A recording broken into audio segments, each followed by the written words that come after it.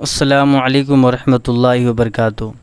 حبشہ کے بادشاہ ابرہہ کا خانہ کعبہ پر حملہ کرنے کا واقعہ۔ بسم اللہ الرحمن الرحیم۔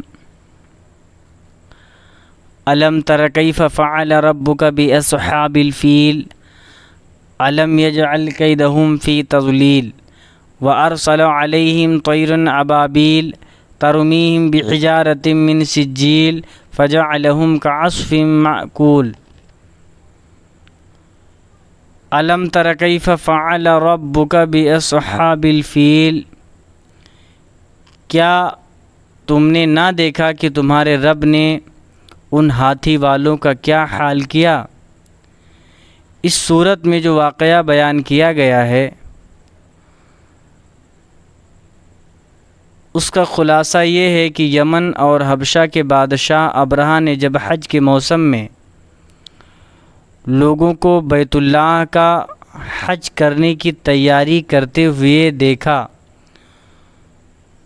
تو اس نے اس غرض سے صنعاء میں ایک کنیسہ عبادت خانہ بنایا کہ حج کرنے والے مکہ مکرمہ جانے کی بجائے یہیں آئیں اور اسی کنیسہ کا طواف کریں۔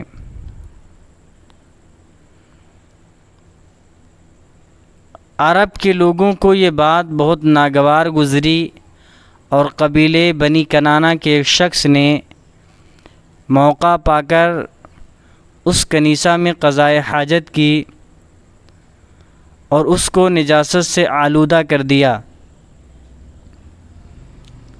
جب ابرہہ کو یہ بات معلوم ہوئی تو اسے بہت طیش آیا اور اس نے قسم کھائی کہ وہ کعبہ معظمہ کو گرا دے گا۔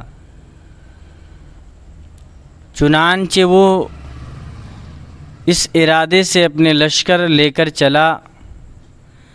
اس لشکر میں بہت سے ہاتھی بھی تھے اور ان کا پیش رو ایک بڑے جسم والا کوہ پیکر ہاتھی تھا جس کا نام محمود تھا۔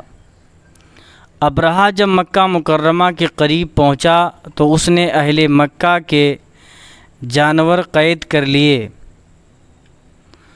اور ان میں حضرت عبد المطلب رضی اللہ تعالیٰ عنہ کے 200 اونٹ بھی تھے۔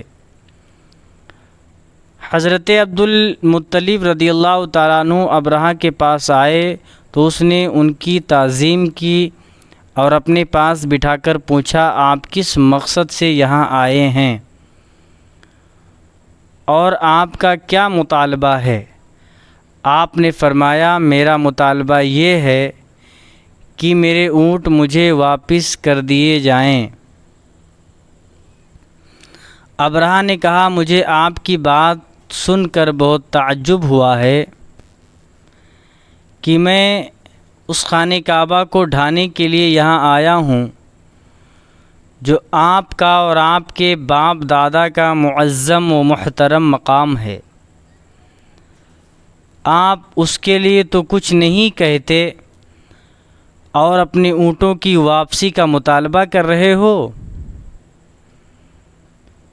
آپ نے فرمایا، میں اونٹوں ہی کا مالک ہوں، اس لیے انہی کے بارے میں کہتا ہوں، اور کعبہ کا جو مالک ہے وہ خود اس کی حفاظت فرمائے گا۔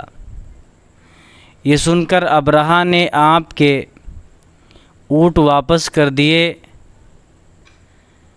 حضرت عبد المطلب نے واپس آ کر قریش کو صورتحال سے آگاہ کیا اور انہیں مشورہ دیا کہ وہ پہاڑوں کی گھاٹیوں اور چوٹیوں میں پناہ گزین ہو جائیں۔ چنانچہ قریش نے ایسا ہی کیا اور حضرت عبد المطلب رضی اللہ تعالیٰ عنہ نے کعبے کے دروازے پر پہنچ کر بارگاہ الہی میں کعبے کی حفاظت کی دعا کی اور دعا سے فارغ ہو کر آپ بھی اپنی قوم کی طرف چلے گئے۔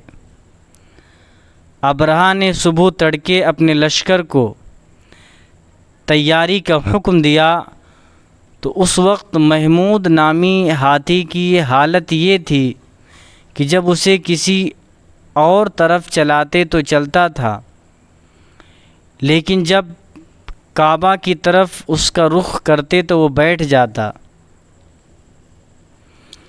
اللہ تعالیٰ نے ابرہہ کے لشکر پر سمندر کی جانب سے پرندوں کی فوجیں بھیجیں اور ان میں سے ہر پرندے کے پاس 3 کنکریاں تھیں، 2 دونوں پاؤں میں اور 1 چونچ میں تھی۔ وہ پرندے آئے اور کنکر کے پتھروں سے انہیں مارنے لگے۔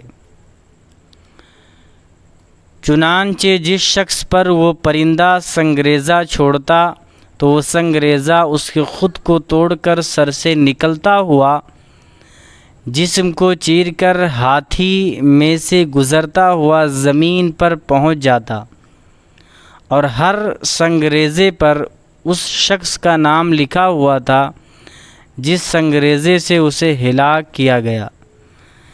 اس طرح ان پرندوں نے ابرہہ کے لشکریوں کو جانوروں کے کھائے ہوئے بھوسے کی طرح کر دیا۔ جس سال یہ واقعہ رونما ہوا اسی سال سرکار محمد مصطفیٰ صلی اللہ علیہ وسلم کی ولادت بسعادت ہوئی۔ السلام علیکم ورحمۃ اللہ وبرکاتہ۔